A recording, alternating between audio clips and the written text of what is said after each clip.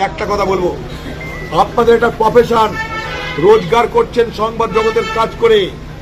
আপনারা চুরি বাটপাড়ি করে রোজগার করছেন না, মাথার ঘাম পায়ে ফেলে সকালে খেয়ে বেরোচ্ছেন, কখন ফিরবেন জানেন না। রোদ বৃষ্টি ঝড় জল আপনারা জানেন না, আপনাদের জীবনে কোনো বিশ্রাম নেই। তাই সমস্ত সংবাদ জগতের সঙ্গে যুক্ত প্রত্যেকে যে পার্টি করুন, যে পার্টিকে ভোট দিন, কোনো দিকে তাকানো দরকার নাই। পেশার স্বার্থে একদম পেশা পেশা পেশা, এটা আপনাদের পেশা, প্রফেশন, পেশার সাথে সব এক হয়ে আপনার প্রতিবাদে ঝাঁপিয়ে পড়ুন। নাহলে আজ হয়তো সোমা মাইতি রঞ্জিতের উপর হয়েছে, কালকে আরেকজনের উপর হতেই হবে।